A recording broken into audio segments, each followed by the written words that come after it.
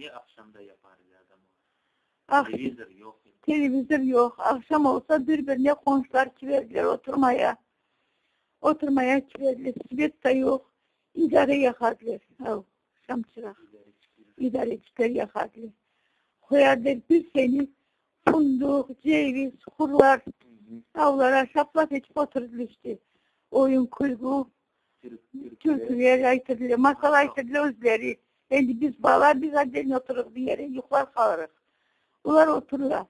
Öyle kino öyle bir şey yok.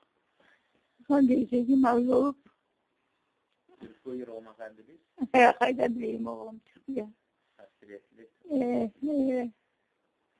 Bu dünyada üç nesilden korkarım. Biri ölüm, biri yoksuzluk, biri ölüm.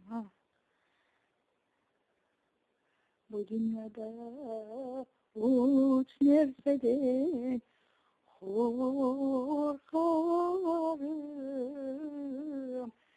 Bir ayrılık, bir yoksuzluk, bir ölüm. Bir ayrılık, bir yoksuzluk, bir ölüm. Felekte dedi dağ üstüne bağımaz. Ah çektiğinin yüreğinde yağılmaz. Gece sultanı vardı tahta endirdi.